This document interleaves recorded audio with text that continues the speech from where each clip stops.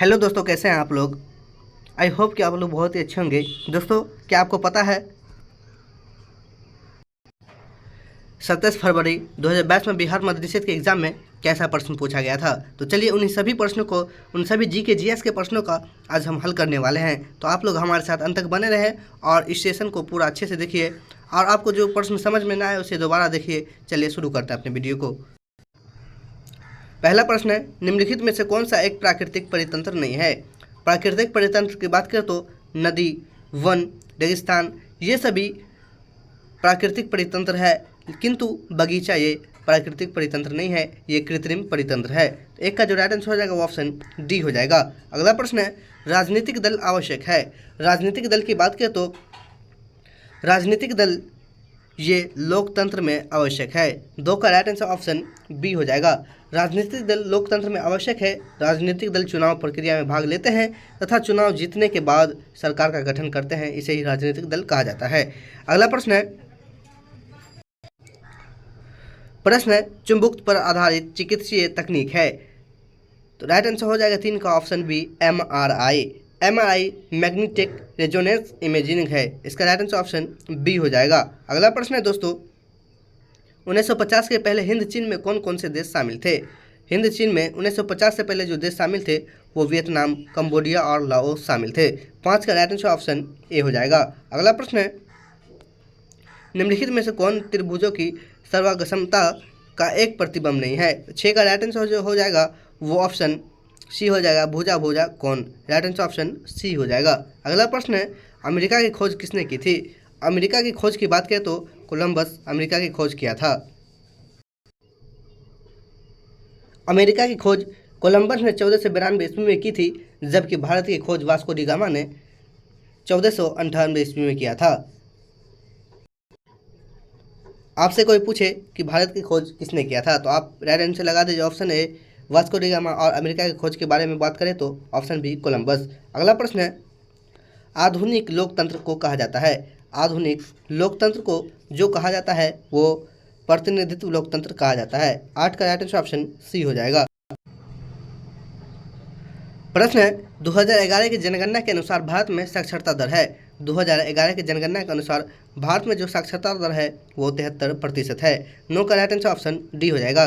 2011 की जनगणना के अनुसार भारत में साक्षरता दर 73% है, जिसमें पुरुष साक्षरता दर की बात करें तो 80.9% तथा वहीं महिला साक्षरता दर की बात करें तो 64.6% है।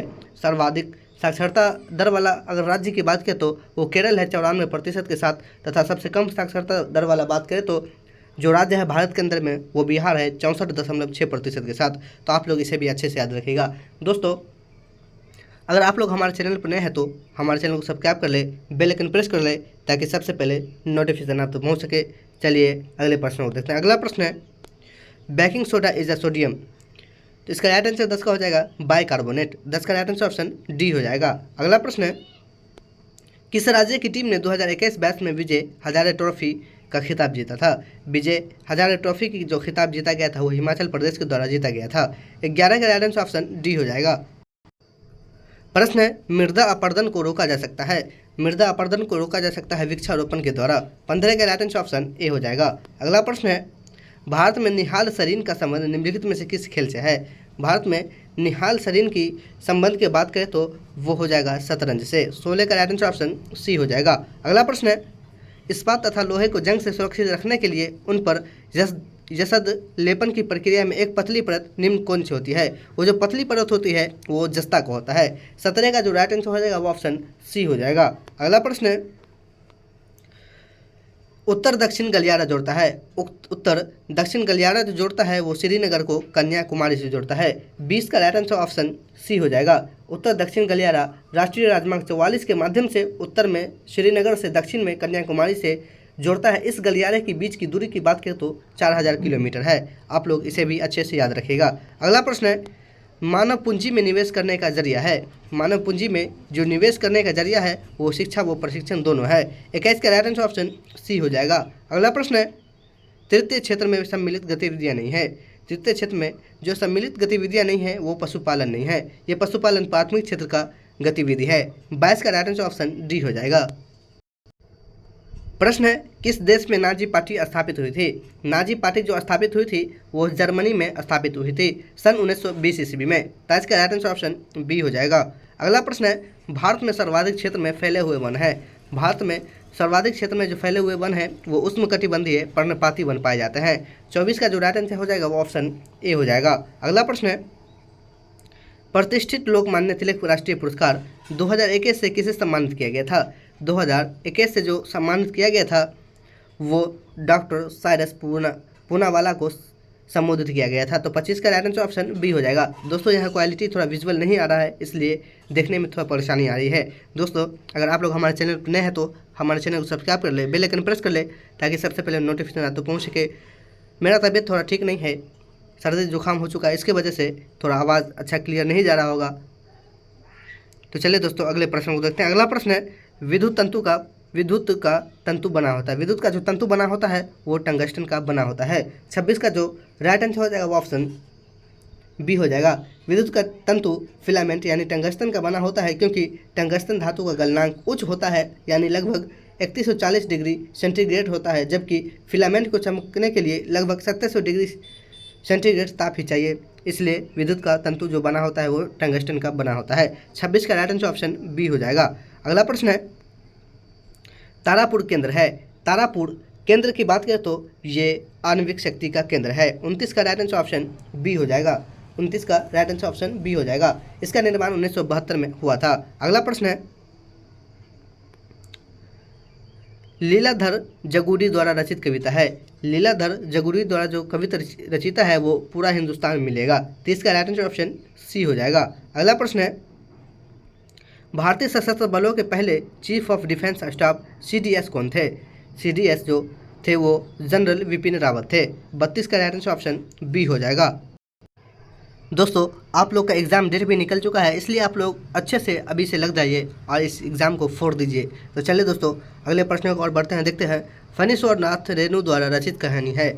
फणीश्वर नाथ रेणु द्वारा जो रचित कहानी है वो लाल पान की बेगम है। सूखी नदी की बात करें तो रामधारी सिंह दिनकर द्वारा रचित कविता है। और दो बैलों की कथा की बात करें तो दो बैलों की कथा मुंशी प्रेमचंद द्वारा लिखित है।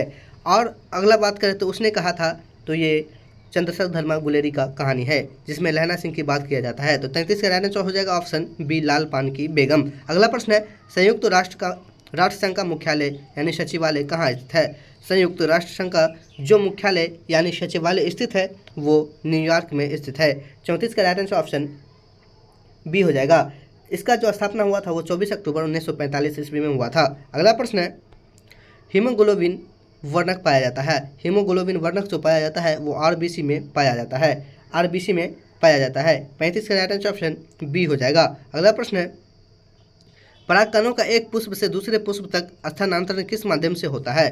परागकणों का एक पुष्प से दूसरे पुष्प में जो स्थानांतरण होता है वो जल, वायु, कीट ये सभी के द्वारा होता है। 37 का राइट आंसर ऑप्शन डी हो जाएगा। अगला प्रश्न है, एक विद्युत जनित्र बदलता है।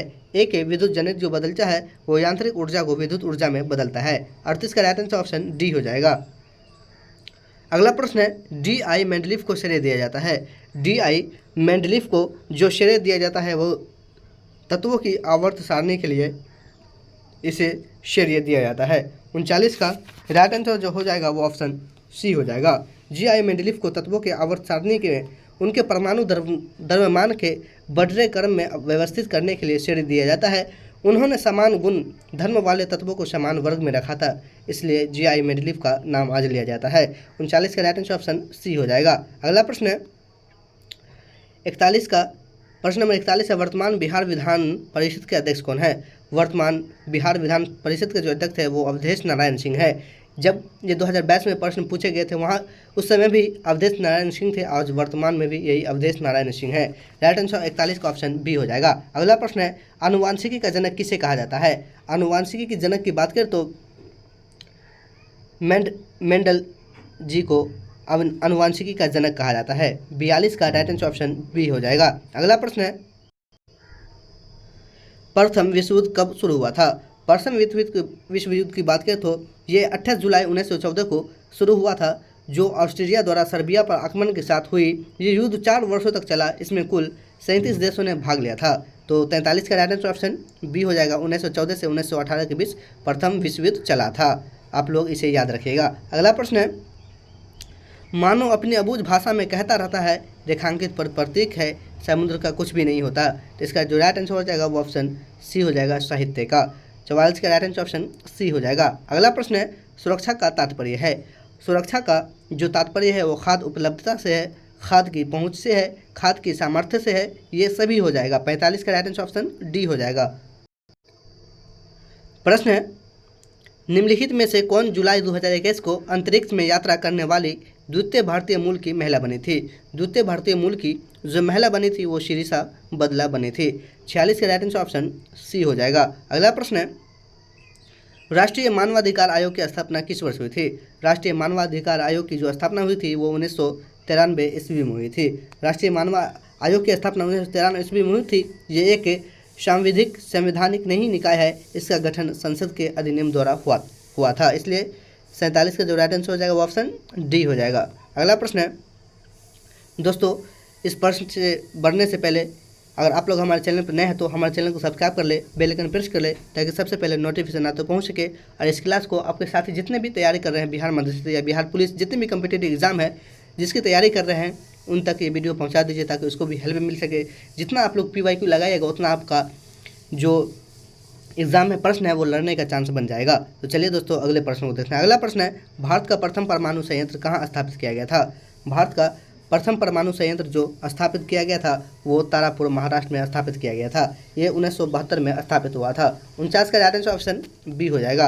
अगला प्रश्न है, निम्न में किस श्रेणी में भारत आता है। भारत जो आता है वो विकासशील देश में आता है, यानी बीच में आता है। विकसित, विकासशील और जो गरीबी है वो सब आता है। तो 50 का राइट आंसर ऑप्शन सी हो जाएगा। अगला प्रश्न है, चंबल निम्न में से किस नदी की सहायक नदी है। चंबल नदी की बात करें तो ये यमुना नदी की एक सहायक नदी है। 51 का राइट आंसर ऑप्शन ए हो जाएगा। प्रश्न है, पृथ्वी का कुल भाग जो जल से घिरा हुआ है। जल से जो पृथ्वी का भाग घिरा हुआ है वो 71% घिरा हुआ है। 55 का राइट आंसर ऑप्शन ए हो जाएगा। अगला प्रश्न है, किस विकल्प में सही विलोम युग है। सही विलोम युग की बात करें तो ये हो जाएगा गौरव का लाघव हो जाएगा। 56 का राइट आंसर ऑप्शन डी हो जाएगा। अगला प्रश्न है, स्वयं सहायता समूह में ऋण संबंधी अधिकांश निर्णय लिए जाते हैं। ऋण संबंधित जो अधिकांश निर्णय लिए जाते हैं सदस्य के द्वारा लिया जाता है। 57 का राइट आंसर ऑप्शन बी हो जाएगा। अगला प्रश्न है, अमन फसल संबंधित है। अमन फसल की बात करें तो ये धान से संबंधित है। 58 का राइट आंसर ऑप्शन डी हो जाएगा। अगला प्रश्न है, सरहुल पर्व कौन मनाते हैं। सरहुल पर्व की बात करें तो ये मुंडा लोग मनाते हैं। 59 का राइट आंसर ऑप्शन बी हो जाएगा। दोस्तों चलिए अगले प्रश्न की ओर बढ़ते हैं और देखते हैं। अगला प्रश्न है, बेलाडीला पहाड़ी श्रृंखला किस जिले में स्थित है। बेलाडीला पहाड़ी जो श्रृंखला है वो बस्तर जिले में स्थित है। 60 का राइट आंसर ऑप्शन ए हो जाएगा। अगला प्रश्न है, कौन भौतिक पूंजी का उदाहरण नहीं है। भौतिक पूंजी के उदाहरण की बात करें तो शिक्षा एवं प्रशिक्षण ये भौतिक पूंजी का उदाहरण नहीं है। 61 का राइट आंसर ऑप्शन डी हो जाएगा। ये स्वयं पूंजी का उदाहरण है, यानी खुद से जो कमाया जाता है। अगला प्रश्न है, असमपाती जंतु जिनका हृदय द्विकक्षीय होता है वो कहलाता है। वो जो है वो शार्क है। 62 का राइट आंसर ऑप्शन ए हो जाएगा। अगला प्रश्न है, क्रिया बल एवं प्रतिक्रिया बल हमेशा लगते हैं। क्रिया बल एवं प्रतिक्रिया बल जो हमेशा लगते हैं वो अलग अलग वस्तुओं पर और विपरीत दिशाओं में लगते हैं। 63 का राइट आंसर ऑप्शन डी हो जाएगा। अगला प्रश्न है, निम्न में किस क्षेत्र में मौसमी बेरोजगारी की समस्या होती है। मौसमी बेरोजगारी की समस्या जो होती है वो कृषि के क्षेत्र में होती है। 64 का राइट आंसर ऑप्शन ए हो जाएगा। अगला प्रश्न है, निम्नलिखित में किसका बीज प्रोटीन एवं वसा का प्रचुर स्रोत है। प्रोटीन एवं वसा का जो प्रचुर स्रोत है वो राय का हो जाएगा। 65 का राइट आंसर ऑप्शन बी हो जाएगा। अगला प्रश्न है, राष्ट्रपति को महाभियोग की प्रक्रिया से कौन अपदस्थ कर सकता है। राष्ट्रपति को महाभियोग की प्रक्रिया से जो अपदस्थ कर सकता है वो सर्वोच्च न्यायालय कर सकता है। 66 का राइट आंसर ऑप्शन बी हो जाएगा। अगला प्रश्न है, मतदाता सूची को आमतौर पर कहा जाता है। मतदाता सूची को आमतौर पर वोटर लिस्ट या मतदाता सूची ही कहा जाता है। 67 का राइट आंसर ऑप्शन सी हो जाएगा। अगला प्रश्न है, राज्यसभा का सभापति अपना त्याग पत्र संबोधित करता है। राज्यसभा का जो सभापति है वो अपना त्याग पत्र जो संबोधित करता है वो राष्ट्रपति को संबोधित करता है। 68 का राइट आंसर ऑप्शन ए हो जाएगा। अगला प्रश्न है, निम्न में से कौन दक्षिण अफ्रीका के रंगभेद आंदोलन से संबंधित है? दक्षिण अफ्रीका के जो रंगभेद आंदोलन के संबंधित है वो नेशनल मंडेला संबंधित है। 69 का जो राइट आंसर हो जाएगा वो ऑप्शन बी हो जाएगा। नेल्सन मंडेला 1918 से 2013 तक दक्षिण अफ्रीका के रंगभेद आंदोलन से संबंधित है। रंगभेद की नीति के विरुद्ध संघर्ष करने के कारण 1962 से 1990 तक 28 वर्ष जेल में बिताए। चुनाव में उन्हें दल को बहुत बहुमत मिला और 1994 में वे दक्षिण अफ्रीका के राष्ट्रपति बने। उन्हें 1990 में भारत रत्न से सम्मानित किया गया। उन्हें 1993 में नोबेल शांति पुरस्कार भी दिया गया। तो नेल्सन मंडेला का ये बातें आपको याद होनी चाहिए। आप लोग याद रखिए, एग्जाम में कुछ भी पूछ सकता है। तो 69 का राइट आंसर ऑप्शन बी हो जाएगा। अगला प्रश्न है पंडित बिरजू महाराज का संबंध किस नृत्य से है? इसका जो संबंध है वो कथक नृत्य से है। 71 का राइट आंसर ऑप्शन बी हो जाएगा। अगला प्रश्न है, एक कंपनी जो एक से अधिक देशों में उत्पादन का स्वामित्व रखती है या नियंत्रण करती है वो कहलाती है? वो जो कहलाती है बहुराष्ट्रीय कंपनी कहलाती है, MNC कहलाती है। 72 का राइट आंसर ऑप्शन सी हो जाएगा। दोस्तों हमारे चैनल को सब्सक्राइब कर ले और लाइक कीजिए, कमेंट कीजिए, अच्छे कमेंट कीजिए आप लोग। क्या आपको ये क्लास अच्छा लग रहा है? तो चलिए अगले प्रश्न को और बढ़ते हैं और देखते हैं कौन से कथन शब्द कलम के सही पर्यायवाची है। कमल के सही पर्यायवाची शब्द की बात करें तो ये सरोज, पंकज और अरविंद हो जाएगा। 73 का राइट आंसर ऑप्शन सी हो जाएगा। अगला प्रश्न है, दाल का बहुवचन शब्द है। दाल का बहुवचन शब्द जो हो जाएगा वो दालें हो जाएगा। 75 का राइट आंसर ऑप्शन ए हो जाएगा। अगला प्रश्न है, देशों के बीच विकास की तुलना करने हेतु उपयोगी मापक है। देशों के बीच जो विकास की तुलना करने हेतु उपयोगी जो मापक हो जाएगा वो प्रति व्यक्ति आय हो जाएगा। किसी देश में जो कितना पर व्यक्ति कितना पैसा कमाता है उसी हिसाब से देशों का आकलन किया जाता है, बजट का आकलन किया जाता है। तो 76 का जो राइट आंसर हो जाएगा वो ऑप्शन ए हो जाएगा, प्रति व्यक्ति आय। प्रश्न है, हड़प्पा के किस स्थल में जल प्रणाली के प्रमाण मिले हैं? जल प्रणाली के जो प्रमाण मिले हैं वो धौलावीरा में मिले हैं। 77 का राइट आंसर ऑप्शन बी हो जाएगा। अगला प्रश्न है, RBI के वर्तमान गवर्नर कौन है? RBI के वर्तमान गवर्नर जो उस हिसाब के जो 2022 में प्रश्न पूछे गए थे उसके हिसाब से शक्तिकांत दास है। आज जो है वर्तमान में संजय मल्होत्रा जी है। तो 78 का राइट आंसर ऑप्शन सी हो जाएगा। अगला प्रश्न है, निम्नलिखित में कौन सी नदी मुहाना यानी एस्चुरी बनाती है? ये जो बनाती है वो गंगा नदी बनाती है। 80 का राइट आंसर ऑप्शन ए हो जाएगा। अगला प्रश्न है, भारत में संप्रभु कौन है?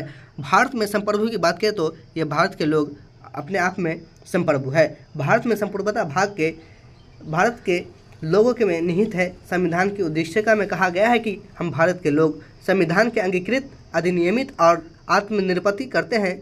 इससे पता चलता है कि संविधान का स्रोत जनता की शक्ति है। भारत के सभी लोगों ने संविधान को स्वीकृति किया, इसलिए राइट आंसर 81 का ऑप्शन सी हो जाएगा।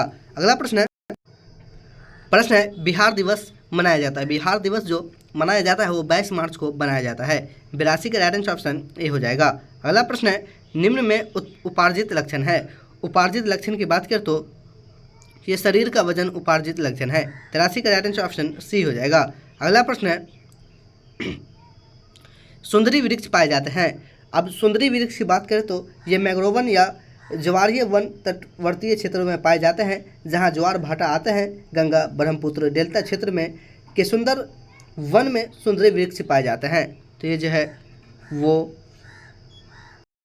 राइट आंसर हो जाएगा। उसमें कटिबंधीय सदाबहार वन में पाए जाते हैं। 86 का राइट आंसर ऑप्शन सी हो जाएगा। अगला प्रश्न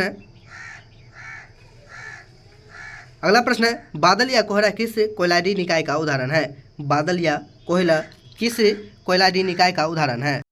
राइट आंसर हो जाएगा ऑप्शन सी, द्रव्य गैस में परिलक्षित। अगला प्रश्न है, संज्ञा शब्द जहर में ईला प्रत्यय जोड़ने से कौन सा विशेषण बनेगा?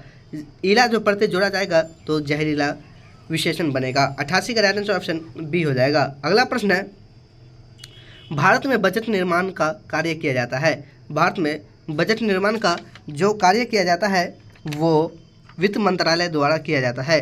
89 का राइट आंसर ऑप्शन ए हो जाएगा। अगला प्रश्न है, अक्षय नवीकरणीय ऊर्जा के स्रोत का उदाहरण है। अक्षय नवीकरणीय ऊर्जा के स्रोत का जो उदाहरण हो जाएगा वो सौर ऊर्जा हो जाएगा। 90 का राइट आंसर ऑप्शन डी हो जाएगा। अगला प्रश्न है, निम्न में कौन संविधान निर्मात्री सभा का सदस्य नहीं था? संविधान निर्मात्री सभा का सदस्य नहीं था वो मोहम्मद अली जिन्ना नहीं था। ये जो मोहम्मद अली जिन्ना था ये मुस्लिम लीग के प्रतिनिधित्व थे। संविधान निर्माता सभा की प्रथम बैठक 9 दिसंबर 1946 का मुस्लिम लीग ने बहिष्कार किया था। देश में विभाजन के परिणाम स्वरूप पाकिस्तान के लिए पृथक संविधान निर्माता सभा गठित की गई। तो इसमें जो हो जाएगा राइट आंसर 91 का ऑप्शन ए मोहम्मद अली जिन्ना नहीं था। अगला प्रश्न है, एक परितंत्र में सभी हरे पौधे एवं नीले हरित शैवाल जिनमें प्रकाश संश्लेषण की क्षमता होती है वो वर्ग आते हैं। तो वो वर्ग जो आ जाएंगे वो उत्पादक वर्ग में आ जाएंगे। 92 का राइट आंसर ऑप्शन ए हो जाएगा। प्रश्न है, जापान एक विकसित धनवान देश बना। ये जो बना है वो मानव संसाधनों में निवेश के द्वारा बना है। 94 का जो राइट आंसर हो जाएगा वो ऑप्शन ए हो जाएगा। अगला प्रश्न है, बायोगैस का मुख्य घटक है। बायोगैस का जो मुख्य घटक है वो मीथेन है, यानी CH4 बायोगैस का मुख्य घटक है। 95 का राइट आंसर ऑप्शन ए हो जाएगा। अगला प्रश्न है, भारत में लौटते मानसून की ऋतु की अवधि है। भारत में लौटते मानसून की ऋतु की जो अवधि है वो अक्टूबर से नवंबर है, यानी लौटता हुआ मानसून है। 96 का राइट आंसर ऑप्शन डी हो जाएगा। अगला प्रश्न है, 1855 में देश की पहली जूट मिल कहाँ स्थापित की गई थी। तो 1855 में देश की पहली जो जूट मिल स्थापित की गई थी वो कलकत्ता में किया गया था। 97 का जो राइट आंसर हो जाएगा वो ऑप्शन सी हो जाएगा। अगला प्रश्न है, कर्नाटक में होने वाली ग्रीष्म ऋतु की वर्षा क्या कहते हैं। कर्नाटक में होने वाली जो ग्रीष्म ऋतु की वर्षा को क्या कहते हैं। ग्रीष्म ऋतु की जो वर्षा है उसे आर्म वर्षा कहा जाता है। 98 का राइट आंसर ऑप्शन ए हो जाएगा। अगला प्रश्न है, सविनय अवज्ञा आंदोलन कब और किस यात्रा से आरंभ हुआ था। सविनय अवज्ञा आंदोलन की बात करें तो ये 1930 में दांडी यात्रा से प्रारंभ हुआ था। 99 का राइट आंसर ऑप्शन सी हो जाएगा। चलिए दोस्तों, सविनय अवज्ञा आंदोलन के बारे में कुछ जानते हैं। सविनय अवज्ञा आंदोलन 12 मार्च 1930 को गांधी जी के दांडी यात्रा के साथ आरंभ हुआ। अपने 78 अनुयायियों के साथ गांधी जी साबरमती आश्रम से गुजरात के समुद्र तट पर स्थित दांडी तक पैदल यात्रा शुरू की। 6 अप्रैल 1930 को दांडी में गांधी जी ने नमक कानून तोड़ा। इसे ही सविनय अवज्ञा आंदोलन कहा जाता है। तो 99 का राइट आंसर ऑप्शन सी हो जाएगा। अगला प्रश्न है, लेनिन का उत्तराधिकारी कौन था। लेनिन का जो उत्तराधिकारी था वो था स्टालिन। 100 का राइट आंसर ऑप्शन सी हो जाएगा। दोस्तों, ये था बिहार मद्य निषेध में पूछे गए 27 फरवरी 2022 के PYQ प्रश्न। हमें उम्मीद है कि ये वीडियो आपको पसंद आया होगा और इसी तरीके से वीडियो पाने के लिए हमारे चैनल को सब्सक्राइब कर ले, बेल आइकन प्रेस कर ले ताकि सबसे पहले नोटिफिकेशन आप तक पहुँच सके।